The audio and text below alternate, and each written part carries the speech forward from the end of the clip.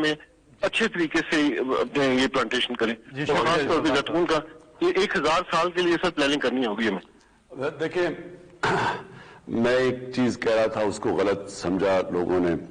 میں یہ کہہ رہا تھا کہ بدقسمتی سے ہماری پارلیمنٹری ڈیموکریسی میں ہوا کیا ہے کہ ہم نے لانگ ٹرم پلاننگ نہیں کی. ہم سوچتے ہیں، یہاں پچھلے آتے تھے کہ اچھا جی 5 سال کے بعد الیکشن ہونا ہے تو یہ چیزیں کر لو جو 5 سال سے پہلے مکمل ہو جائیں. اور پھر اس سے کیا نقصان ہوا کہ ملک تو تب آگے بڑھتا ہے جب وہ آگے سوچتا ہے، اپنی آنے والی نسلوں کا سوچتا ہے، جو چائنا کر رہا ہے. تو میں کہہ یہ رہا تھا کہ ہم یہ بڑا غلط ہوا ہے، کوئی سوچتا ہی نہیں آگے والی اپنی نسلوں کے لیے. ہم اس ملک میں پہلی گورنمنٹ اور جماعت ہیں جس نے آگے کا سوچا، یہ جو درخت اگانے کا سوچا ہے پاکستان میں. اور یہ جو آپ نے ابھی بات کی ہے یہ زبردست بات ہے. دیکھیں، ہم اربوں روپے کا ہم یہ گھی باہر سے امپورٹ کرتے ہیں. جیسے ہی ہمارا جب روپیہ گرتا ہے تو وہ گھی اور مہنگا ہو جاتا ہے. جو سب سے بہترین تیل ہے کوکنگ آئل یعنی استعمال کرنے کے لیے وہ ہے زیتون کا تیل. اور پاکستان ایک ایسی جگہ ہے کہ ہم جو باہر سے چیزیں امپورٹ کر رہے ہیں، ہم اگر یہ زیتون کو صحیح لگا دیں، یہ تو ایک پورا ایک انقلاب ہے پاکستان میں. ہم زیتون سے ہی اربوں ڈالر کما سکتے ہیں. ہمارے ایسے علاقے ہیں، یہ جو دریائے سندھ کے رائٹ سائڈ پہ جتنا علاقہ ہے، یہ سلیمان کا، یہ نیچے ڈی آئی خان میں، یہ اور نیچے تک، یہ سارا میں نے چیک کروایا ہے، زیتون کے لیے بہترین علاقہ ہے. یہ علاقہ جدھر ہم اسلام آباد میں بیٹھے ہوئے ہیں، یہاں بھی بہترین زیتون اگتا ہے. میں نے اپنے گھر میں زیتون کے پودے لگائے ہیں. تو اب ہم اسی مہینے انشاءاللہ میں بڑی ایک لانچ کر رہا ہوں زیتون کے. ایک تو ہم پیوند کروائیں گے اور پورا ایک زیتون کا انقلاب لے کے آ رہے ہیں. اب ان پہاڑی علاقوں میں جدھر لوگوں کے پاس زیادہ کچھ نہیں ہے، اگر ہم زیتون کے اوپر ہی کریں اور پھر اس کا تیل یہ ہم ایکسپورٹ بھی کر سکتے ہیں، یہ لوکل لوگوں پہ یہ خوشحالی بھی لا سکتا ہے، ہمیں ضرورت بھی نہیں پڑے گی کہ اپنے ڈالر خرچ کرنے کے لیے. تو انشاءاللہ یہ اسی مہینے میں لانچ کر رہا ہوں. جی اگلے کالر ہمارے ساتھ. السلام علیکم. السلام علیکم. جی کون بات کر رہی ہیں؟ جی فرح لودھی خان بات کر رہی ہوں میدان سے. جی سوال پوچھیے گا پلیز. جی مسٹر پرائم منسٹر سے سب سے پہلے تو ہم یہ کہیں گے کہ ہماری دعائیں کے ساتھ ہیں کہ اللہ ان کے خلوص نیت سے پاکستان کو اسٹیبل کرے. میرا سوال اپ کمنگ سینٹ الیکشنز کے حوالے سے ہے. جیسے کہ ہم سب جانتے ہیں کہ پاکستان میں تو یہ تاریخ رہی ہے کہ سینٹ الیکشن سے پہلے ٹکٹوں کی خرید و فروخت شروع ہو جاتی ہے، اور انفارچونیٹلی پی ٹی آئی کے پاس قانون سازی کے لیے نمبرز بھی پورے نہیں ہیں. تو خان صاحب کا کیا ویژن ہے، کیا فیوچر اسٹریٹجی ہے کہ وہ یہ ضمیر کی تجارت جو ہے سینٹ الیکشن میں کس طریقے سے روکیں گے؟ دیکھیں، یہ بڑی ایک شرمناک چیز ہے. یہ 30 سال سے ہو رہا ہے پاکستان میں. سینٹ کے الیکشن میں ایم پیز اپنی ووٹ بیچتے ہیں اور کئی سینیٹر، سارے نہیں، کئی سینیٹرز صرف اور صرف پیسہ دے کے سینیٹرز بن جاتے ہیں.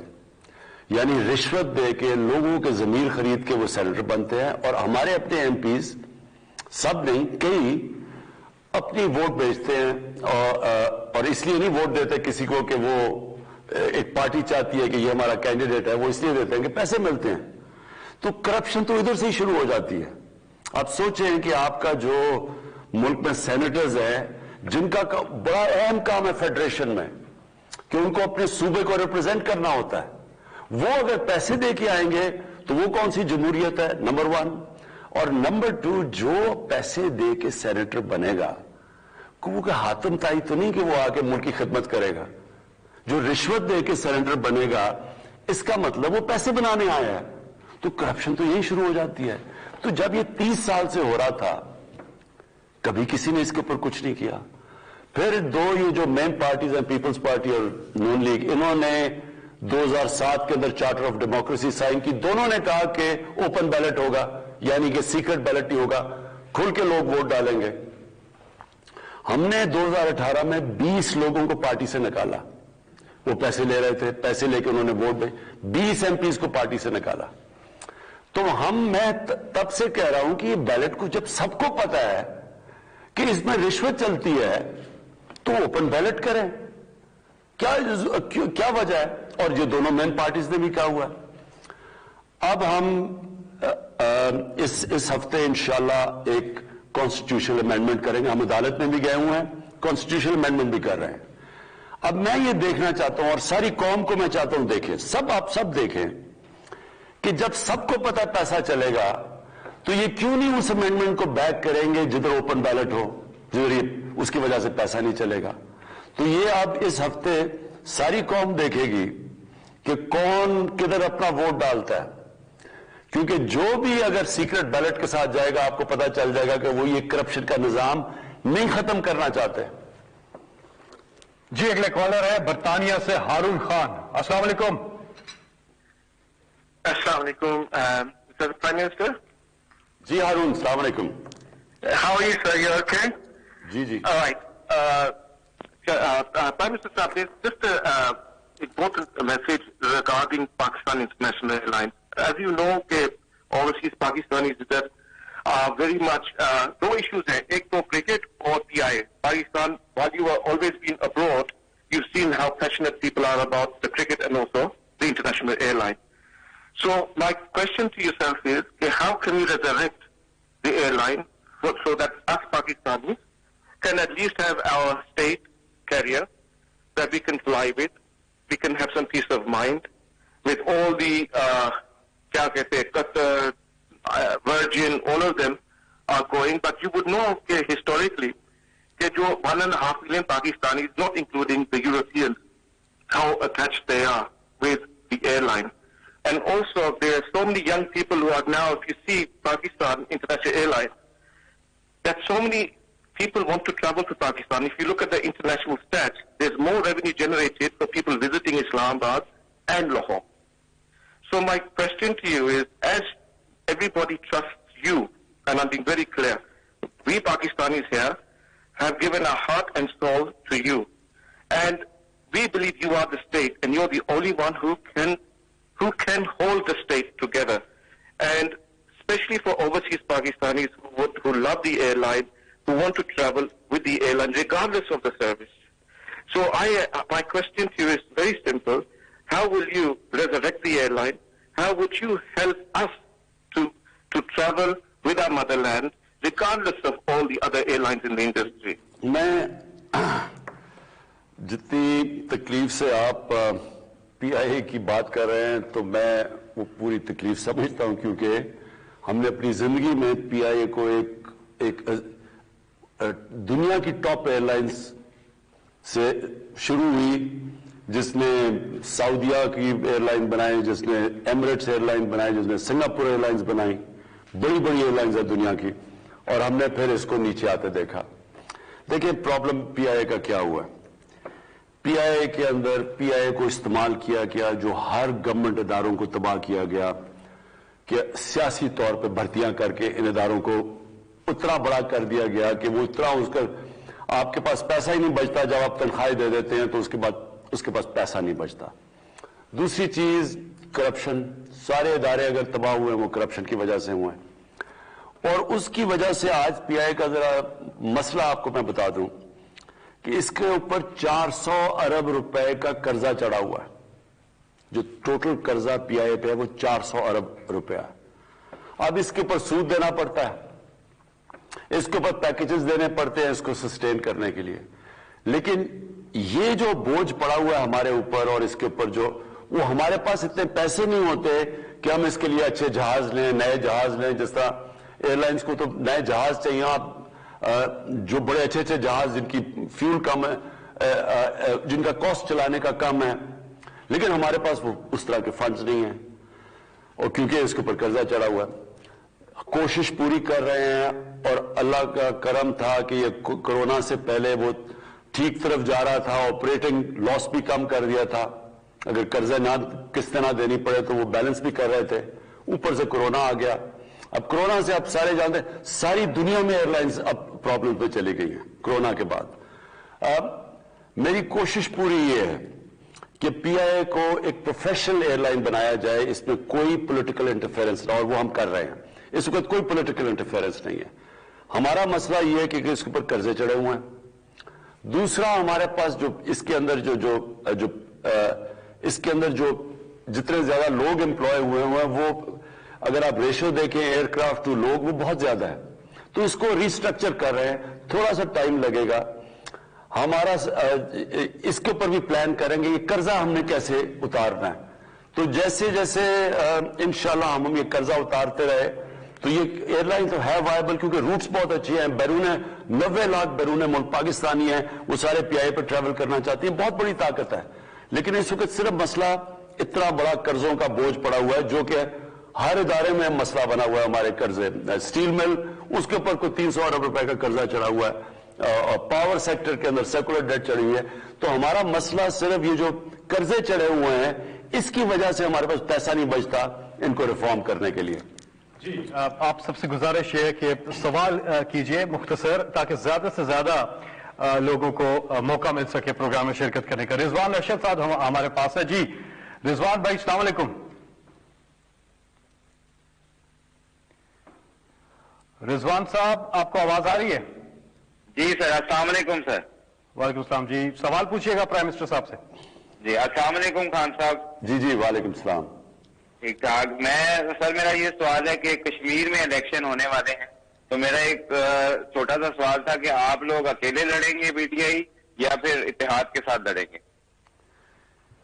یہ بھی میں کہہ نہیں سکتا.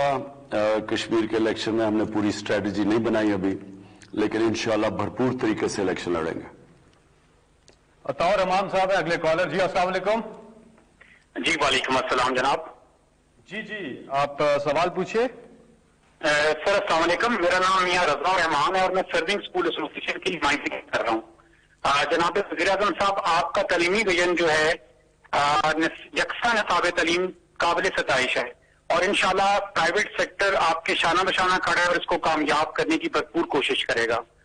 سر میرا سوال یہ ہے کہ کیا تعلیمی نظام میں پرائیویٹ سکولز اور پرائیویٹ ٹیچرز ملک پاکستان کے لیے مزید خدمات انجام دے سکتے ہیں؟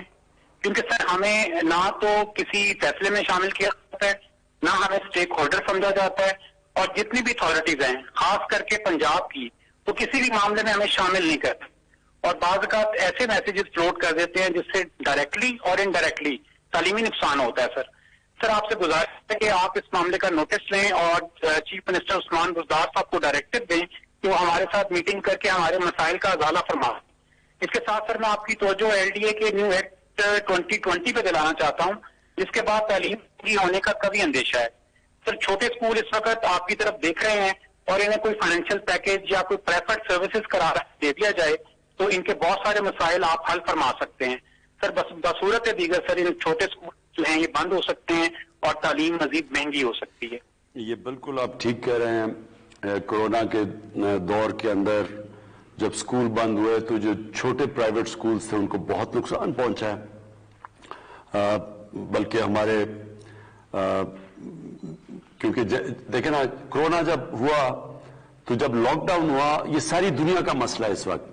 جب لاک ڈاؤن ہوا تو چیزیں بند ہوئی, جو سارا سروس سیکٹر ہے وہ بیٹھ گیا, ٹورزم بیٹھ گئی, ہوٹلز, ریسٹورانٹس, ان کو سب کو نقصان ہوا, شادی گھر. پھر ساتھ ساتھ یہ جو تعلیمی ادارے ہیں, جو پرائیویٹ سکول سیکٹر ہے, اس کو بہت نقصان ہوا. تو اس کے لیے ہم کر رہے ہیں, مسلسل ہم سوچتے رہتے ہیں کہ ان کی ہم کیسے مدد کر سکیں. دیکھیں پرائیویٹ جو سکول کا جو سیکٹر ہے اس کو بالکل ہم نے مدد کرنی ہے. میں حیران ہوں کہ آپ سے کسی نے کنسلٹ نہیں کیا, کیونکہ شفقت محمود جو فیڈرل ایجوکیشن منسٹر ہیں انہوں نے مسلسل میٹنگز کی ہیں. پنجاب میں اور پختونخوا کے جو ایجوکیشن منسٹرز ہیں ان کا جاب ہے میٹنگز کرنا. لیکن میں یہ پورا چیک کروں گا کہ آپ کہہ رہے ہیں کہ اسٹیک ہولڈرز کو نہیں لیا. ہم مسلسل کوشش کر رہے ہیں بات چیت کرنے کی پرائیویٹ سکول سے کہ کیسے ہم ان کی مدد کر سکیں. ظاہر ہمارے پاس وہ ریسورسز تو نہیں کہ ہم ساروں کو پیسے دے سکیں, لیکن ہم اور چیزوں میں پوری چھوٹ دینے کی کوشش کر رہے ہیں, جیسے ہم ٹیکس بریکس ہیں یا پھر کئی ہم نے قرضے دیے ہیں کورونا کے چھوٹی انڈسٹری کو تاکہ وہ بالکل بیٹھ نہ جائے. تو اس کے اوپر بھی میں بات کروں گا, کیونکہ تعلیم کا سیکٹر بہت امپورٹنٹ ہے اور وہ بڑا پرائیویٹ جو سکولز کا سیکٹر ہے وہ بہت متاثر ہوا ہے مجھے پتا کورونا کے دور میں. جی اگلے کالر سے ہم بات کریں گے. کون کہاں سے؟ جی السلام علیکم. السلام علیکم, میں الفت بات کر رہی ہوں, الفت مصطفیٰ قلعہ دیدار سنگھ سے. جی جی. سب سے پہلے تو مجھے یہ کہنا تھا کہ پی ٹی وی نے یہ بہت بہت گریٹ انیشیٹو لیا ہے کہ ہم ڈائریکٹ پی ایم سے بات کر سکتے ہیں. یہ بہت بڑی، میرے خیال میں یہ بہت بڑی اچیومنٹ ہے. سیکنڈ میرا کویشچن ہے عمران خان صاحب سے، کائنڈلی یہ ذرا بتائیں کہ ہم نے سب سے زیادہ ووٹ جو ہے مطلب انہیں دیے ہیں، نوجوانوں نے سب سے زیادہ ووٹ انہیں دیے ہیں، اور ہم نے بڑی ان سے امید لگائی ہوئی تھی کہ یہ جب آئیں گے تو حالات چینج ہوں گے، خاص طور پہ نوجوانوں کے لیے کہ 2.5 سال ہو گئے ہیں، انہوں نے نوجوانوں کے روزگار کے لیے کیا کیا ہے. ایک تو یہ اس کا مجھے بتائیں، اور دوسرا انہوں نے نوجوانوں کے لیے ایک روزگار اسکیم متعارف کروائی تھی، لیکن میں خود اس کے لیے قرضہ لینے کے لیے گئی بینک میں، تو میرے ساتھ اور بھی کافی لڑکیاں تھیں، تو بینک والوں نے کہا یہاں پہ تو کوئی قرضہ نہیں ملتا. تو مجھے یہ بتائیں، یہ سننے میں آ رہا ہے قرضہ تو سیالکوٹ کے علاوہ باہر کسی کو مل ہی نہیں رہا ہے، تو یہ پی ایم صاحب پلیز اس چیز کا پتہ کروائیں کہ قرضہ مل کس کو رہا ہے. دیکھیں، سب سے پہلے تو یہ قرضہ نہ سیالکوٹ دیتا نہ کوئی، یہ بینکس جو بینکس ہیں وہ بالکل اپنی ایویلویشن کرتے ہیں. وہ آپ کو ایک فارم بھیجتے ہیں کہ جی مجھے یہ قرضہ چاہیے، وہ بینک اس کے بعد ایویلویٹ کرتے ہیں بالکل میرٹ کے اوپر. ان کو نہیں پتا ہوتا کہ یہ کون ہے، اور بینک ویسے بھی پرائیویٹ بینکس ہیں، انہوں نے کوئی کسی کو پولیٹیکل بیسس پہ تو قرضہ دینا نہیں ہے، وہ میرٹ کے اوپر دیتے ہیں اور اسی کے اوپر ایویلویشن ہوتی ہے، اس پہ قرضہ ملتا ہے. کوئی کسی قسم کی اس میں سیاسی مداخلت نہیں ہے. جس طرح ہمارا جو احساس پروگرام تھا، ہم نے 180 ارب روپیہ بانٹا ہے. کوئی مجھے آج ایک کہہ دے کہ ایک بھی روپیہ کسی سیاسی بیسس پہ کسی کو بانٹا ہو. ساری ایویلویشن ہوتی تھی، ڈیٹا بیس سامنے آتا تھا، اس کے اوپر ایویلویٹ کرتے تھے، اس کے مطابق قرضہ دیا جاتا تھا. آپ یہ سوچیں کہ ہم نے اس احساس پروگرام میں جس کی آبادی سے زیادہ قرضہ دیا وہ سندھ کے اندر دیا ہے، کیونکہ اندرونی سندھ میں زیادہ غربت تھی، تو سب سے زیادہ قرضہ تو ادھر دیا ہے جو کیش ہم نے ٹرانسفر. تو اس لیے میں پہلے یہ کہہ رہا ہوں کہ یہ جو ہمارا کامیاب جوان کا بھی پروگرام ہے جو قرضے دینے کا، اس میں کسی قسم کا ہماری مداخلت نہیں ہے. یہ بینکس خود ایویلویٹ کرتے ہیں کہ کیا یہ جو میرٹ کے اوپر آئے، یہ جو کہہ رہے ہیں کہ ہم یہ کاروبار کرنا چاہتے ہیں، کیا یہ فیزیبل ہے یا نہیں ہے، وہ بینک ایویلویٹ کرتا ہے وہ، اور ہماری آفس سے کوئی ایویلویشن نہیں ہوتی. تو یہ پیورلی میرٹ کے اوپر ملتے ہیں. اور میں صرف 2 چیزیں اور آپ کو کہہ دوں. دیکھیں، ہماری اس وقت کوشش ہے کنسٹرکشن سیکٹر، اس وقت کنسٹرکشن سیکٹر بوم کر رہا ہے. ہماری جو سیمنٹ ہے اس کی ریکارڈ سیلز ہو رہی ہیں. بدقسمتی سے کیونکہ کمی ہو گئی ہے سریے کی، اس کی قیمتیں اوپر چلی گئی ہیں کیونکہ اتنی زیادہ ڈیمانڈ بڑھ گئی ہے. لیکن یہ سب سے زیادہ جو روزگار دیتا ہے وہ کنسٹرکشن سیکٹر دیتا ہے، اور اس کو میں نے خود یہ سارا جو کنسٹرکشن سیکٹر کے لیے ہر قسم کے انسینٹیوز دیے ہیں تاکہ لوگوں کو روزگار ملے. دوسری چیز انڈسٹری ہے. اس وقت ہماری ٹیکسٹائل انڈسٹری جو 60% پاکستان کی ایکسپورٹس کرتی ہے وہ کیپیسٹی پہ چل رہی ہے. لوگ نہیں مل رہے ہیں، ان کو مزدور نہیں مل رہا ہے ٹیکسٹائل سیکٹر کے اندر، وہ اس طرح اتنی کیپیسٹی پہ چل رہی ہے. اس کے اوپر بھی ہم نے پورا زور لگایا، انسینٹیوز دیے. جو لارج سکیل انڈسٹری ہے وہ اس وقت سب سے زیادہ پچھلے مہینے جو اس کی گروتھ ہے وہ سب سے، یعنی وہ روزگار دینے والی انڈسٹریز ہیں. انشاءاللہ جو ہمارا مسئلہ اس وقت بنا ہوا ہے وہ ہے ٹورزم اور یہ جو سروس سیکٹر، ریسٹورنٹس. ادھر کرونا کی وجہ سے مشکل پڑی ہے، وہ ساری دنیا میں پڑی ہوئی ہے. لیکن آپ فکر نہ کریں، جس طرف ہمارا جو پاکستان جس ڈائریکشن میں جا رہا ہے، انشاءاللہ جیسے جیسے ہمارا بڑھتا رہے گا، ہماری انڈسٹری بڑھتی رہے گی تو روزگار کے بھی اور موقع بڑھتے جائیں گے. جی پروفیسر صاحب، سوشل میڈیا پر ایک سوال آیا ہے، مدثرہ نوید صاحبہ ہیں، 2 سوال انہوں نے پوچھے. ایک تو کہہ رہی ہیں ہیلتھ کارڈ کے حوالے سے ذرا بتائیے گا، کیونکہ خیبر پختونخوا میں اور پورے پاکستان میں کب تک ہیلتھ کارڈ کی سہولت میسر ہوگی. اور ساتھ ہی میں پوچھتی ہے یہ براڈ شیٹ کا معاملہ کیا ہے، اور جسٹس عظمت سعید اپوزیشن کو قبول نہیں ہے تو کوئی اور آپ اس پہ ہیڈ لگائیں گے اس کمیشن کا؟ لیکن مجھے سب سے زیادہ تو فخر اس وقت پختونخوا کی حکومت پہ ہے کہ انہوں نے جو ہم فلاحی ریاست کی بات کرتے ہیں وہ سب سے پہلے اس سفر پہ نکل گئے ہیں. ساری اپنی آبادی کو، ساری پختونخوا کی آبادی کو، سارے گھر خاندانوں کو انہوں نے ہیلتھ کارڈ دے دیا. ہیلتھ کارڈ کا مطلب کہ ان کو انشورنس مل گئی ہے. 10 لاکھ روپیہ ہر خاندان کو دیا ہے کہ کوئی بھی بیماری ہو 10 لاکھ روپے تک ان کے پاس انشورنس آ گئی. میں سمجھتا ہوں یہ سب سے بڑا کام کیا گیا. کیوں کیا گیا ہے؟ کیونکہ دیکھیں ایک گھر میں جب بیماری ہوتی ہے غریب گھر میں تو وہ بے بسی کا عالم سوچیں کہ جب بیماری ہے اور پیسے نہیں ہیں ہاسپٹل کے لیے. تو یہ جو ہیلتھ کارڈ یہ آپ کو پتا ہے امیر ترین ملکوں میں بھی یونیورسل ہیلتھ کوریج نہیں ہے جو کہ آج پختونخوا نے آج پوری کر دی ہے اور ہم سب ان کو مبارک دے رہے ہیں.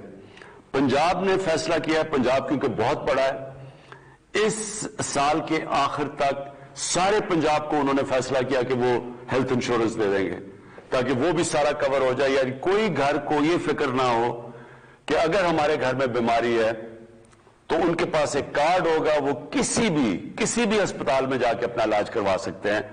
تو یہ میرے خیال میں ایک مجھے بڑا فخر ہے اس چیز کے اوپر. دوسری چیز آپ نے بات کی براڈ شیٹ کی. دیکھیں براڈ شیٹ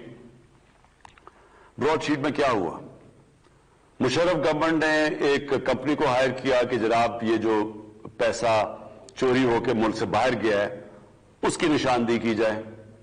وہ کمپنی نے نشاندہی کر دی اور وہ کہتے ہیں کہ انہوں نے $100 ملین نواز شریف کا پیسہ جو باہر پڑا ہوتا اس کی نشاندہی کر دی اور اس کے اندر یہ فلیٹ بھی تھے. یہ 2002 کی بات ہے. انہوں نے یہ جو ان کے مے فیئر کے اربوں پتی فلیٹس وہ بھی اس کی بھی نشاندہی کر دی. اس کے علاوہ انہوں نے جو نشاندہی کی وہ $100 ملین کی پراپرٹیز. ادھر سے مشرف نے ان کو NRO دے دیا, ان سے سمجھوتا ہو گیا, ان کو سعودی عربیہ بھیج دیا, NRO دے دیا. وہ جو کمپنی تھی اس نے کہا کہ جی ہم نے تو نشاندہی کیا, اپنا کانٹریکٹ پورا کر دیا, ہمیں اب پیسے دیں.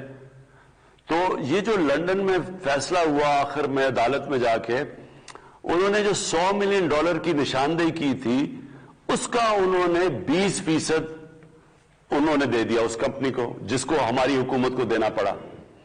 اور پھر اب ہم اس کے اوپر پوری جسٹس عظمت سعید کو اس لیے ہم لے رہے ہیں کیونکہ ان کی ایکسپرٹیز ہے, وہ خاص ان کی ایکسپرٹیز ہے یہ جو احتساب اور کرپشن کے اوپر. انہوں نے نیب کے لیے بھی پروسیکیوٹر رہ چکے ہیں.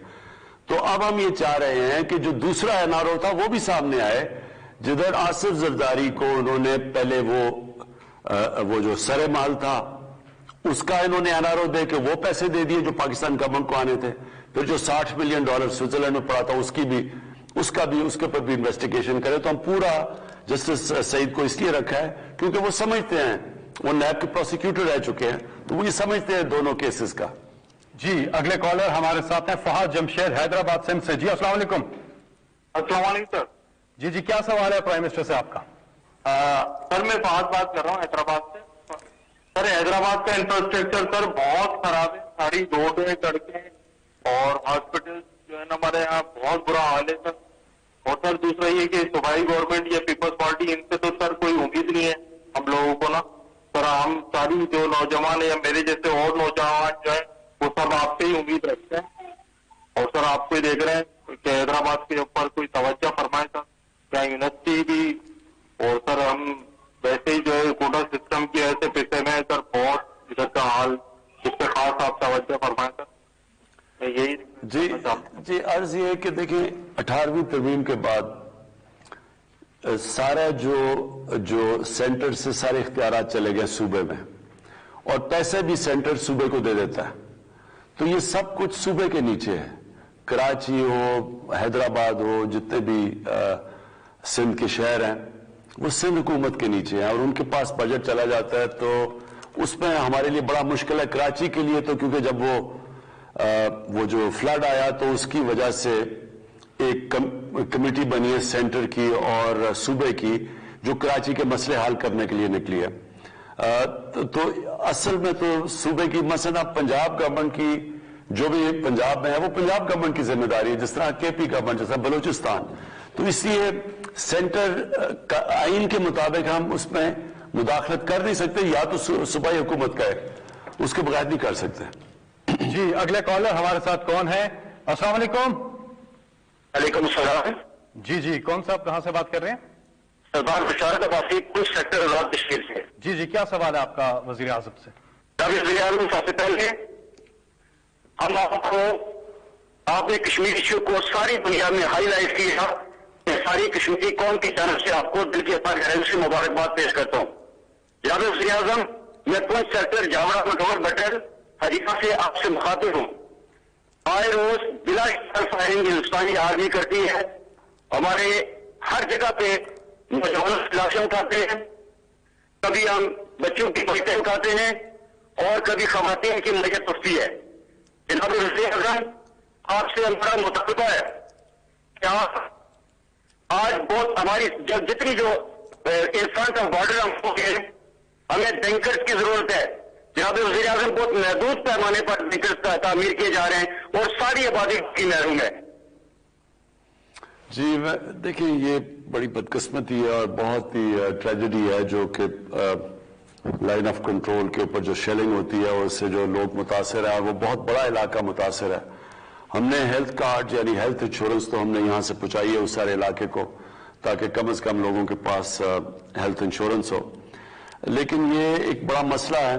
ہم اس میں یونائٹڈ نیشنز سے بھی اور مسلسل کوشش کر رہے ہیں ہندوستان کو پریشر ڈالنے کے لیے کہ وہ بے قصور جو شہری رہ رہے ہیں, جو بیچارے سیولینز رہ رہے ہیں, ان کے اوپر تو یہ کسی طرح یہ روکا جائے.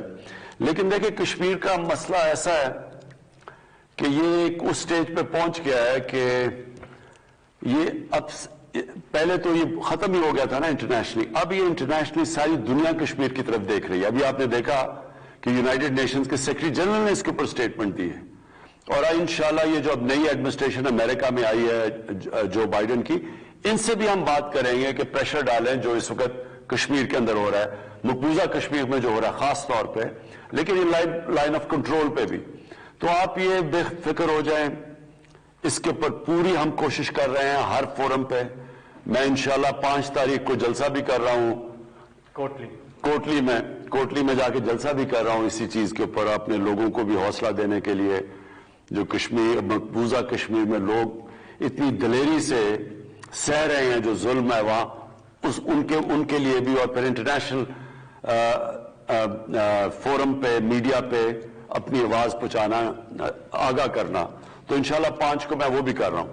جی اگلے کالر سے بات کریں گے. مسعود صاحب ہیں اسلام آباد سے. جی السلام علیکم مسعود صاحب, آپ کا کیا سوال ہے وزیر اعظم سے؟ وعلیکم السلام سر, میرا نام محمد مسعود ہے جی. میں میرا ترلئی کلان گڑا سردار اسلام آباد سے ہے جی. جی سوال. میری زمین ہے جی, یہ ترلئی کلان اور گڑا سردار میں. یہاں پہ ایک سوسائٹی ہے گوری ٹاؤن کے نام سے, جس کے چلا رہے ہیں یہ چودھری عبد الرحمان اور عثمان. یہ جو ہے میری زمین ہے, انہوں نے قبضہ کیا ہوا ہے, اور یہ ان کے پاس بہت گنڈے ہیں جی, اور یہ ہمیں بہت تنگ کرتے ہیں جی. اور میں نے محتاط کرال تھانہ میں بھی درخواستیں دی ہیں جی, اور ڈی ایس پی صاحب سے بھی درخواست دی ہے جی, لیکن کوئی سنوائی نہیں کرتا ہے. باثر لوگ ہیں جی, یہ سیاسی لوگ ان کے ساتھ ملے ہوئے ہیں, اور یہ میری زمین پہ قبضہ کر رہے ہیں سر. میں ایک تو یہ پلیز نوٹ کر لینا, آپ ان سے نمبر بھی لے لینا اور اس کا پتہ لے لینا. میں آج ساروں کو جو بھی یہ دیکھ رہے ہیں, ایک پرائم منسٹر کا سٹیزن پورٹل ہے, اس کے اوپر اگر کسی کی زمین پہ قبضہ ہے یا کسی طاقتور نے قبضہ کیا ہوا ہے سرکاری زمین پہ, میں آپ سب کو کہتا ہوں کہ میرے پورٹل کے اوپر وہ لکھوائیں. اور میں نے ایک یہ جو سارے پاکستان میں قبضہ گروپ ہے, ان کے خلاف اعلان جنگ کیا ہوا ہے. یہ وہ لوگ ہیں, یہ کرتے کیا ہیں؟ یہ کرتے یہ ہیں کہ یہ ایک طاقتور لوگوں کی پناہ کے اندر رہ کے یہ ساری یہ واردات کرتے ہیں. اور یہ شروع کیسے ہوا؟ یہ شروع ایسے ہوا کہ یہاں جو ہماری پولیٹیکل پارٹیز, جو یہ 2 مین پولیٹیکل پارٹیز, انہوں نے سب سے پہلے قبضہ گروپوں کو پالنا شروع کیا. اور میں شروع میں آپ کو کہا کہ یہ قبضہ گروپ ان کے جلسے بھی فائنانس کرتے تھے, ان کو بھی فائنانس کرتے تھے, ان کی ATM مشینیں بھی بنے ہوئے تھے, ان کی پناہ پہ بیٹھے ہوئے تھے. جو پولیٹیکل لیڈرشپ تھی, گورنمنٹ کے اندر بیٹھ کے وزیر اور پرائم منسٹرز ان کو پروٹیکٹ کرتے تھے, بلکہ کئی وزیر خود قبضہ گروپ کے حصے بنے ہوئے تھے, انہوں نے بھی زمینوں پہ قبضے کیے ہوئے تھے. اور جب انتظامیہ دیکھتی تھی, پولیس اور جب انتظامیہ دیکھتی تھی کہ جناب وہ فلانے قبضے گروپ کو پروٹیکشن دے رہی ہے پرائم منسٹر اور اس کے وزیر, تو وہ خود اپنے قبضہ گروپ کو بھی پروٹیکشن دینا شروع ہو گئے. تو پورا سسٹم بن گیا. اور یہ کس کی زمینوں پہ قبضے کرتے تھے؟ غریب لوگوں کی. وہ لوگ جس طرح بھی انہوں نے کہا میری آواز نہیں ہے, اچھا وہ دیکھ لیتے تھے کہ کس کی زمین پہ قبضہ کرنا. جب دیکھتے تھے کہ وہ کوئی کمزور لوگ ہیں, شریف لوگ ہیں, بے آواز لوگ ہیں, یا بیرون ملک پاکستانی ہیں جو باہر بیٹھے ہوئے ہیں, ان کی زمین پہ قبضے کر لیتے تھے. اور پھر ساتھ مل جاتی تھی پولیس, انتظامیہ ساتھ مل جاتی تھی, اور بیچارے لوگ بے بس ہو جاتے تھے. تو اس کے اوپر ہم نے پوری وار ڈکلیئر کر دی ہے.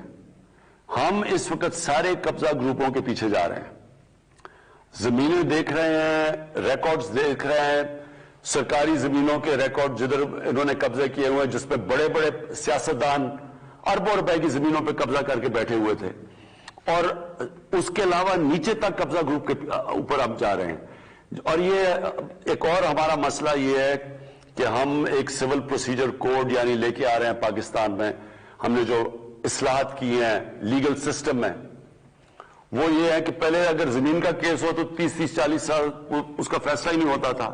اب ہم جو نئی سول پروسیجر کوڈ لے کے آ رہے ہیں جو آ گئی ہے پنجاب میں اور پختونخوا میں, اس میں 1 سال کے اندر فیصلہ ہونا ہے. اس سے بھی بہت بڑا فائدہ ہوگا کہ یہ جو قبضہ گروپ ہے, جب انہیں یہ اس لیے ہوتا ہے کیونکہ فیصلہ نہیں ہوتا تو اس لیے آخر میں لوگ ان کو پیسے دے دیتے ہیں یا پیچھے ہٹ جاتے ہیں یا ان سے پیسے لے کے. تو ہم اب ایک ہر طرح جا رہے ہیں, قانونی طور پہ بھی جا رہے ہیں, اور یہ جو بڑے بڑے لوگوں نے سرکاری زمینیں وہ آپ کے سامنے ہیں, بڑے بڑے محل گر رہے ہیں, ہم نے اب پورا ان کے خلاف جنگ لڑنی ہے. اور میں آج پھر لوگوں کو کہہ رہا ہوں کہ جب بھی آپ دیکھیں آپ کی زمین پہ قبضہ ہو یا سرکاری زمین پہ قبضہ ہو, میرے سٹیزن پورٹل کے اوپر فوری طور پہ اس کو درج کروائیں. ہمیں اندازہ ہے کہ بہت سے لوگ ملک طول و عرض سے, بیرون ممالک سے کوشش کر رہے بات کرنے کی, لیکن انشاءاللہ آج جن لوگوں کو موقع نہیں مل سکا, ہم دوبارہ بھی یہ نشست کریں گے تاکہ آپ بھی وزیر اعظم سے بات کر سکیں. اور انشاءاللہ لیڈر عمران خان کی قیادت میں یہ ملک ترقی کرے گا اور یہ قوم ایک عظیم قوم بنے گی. اللہ آپ سب کا حامی و ناصر ہو.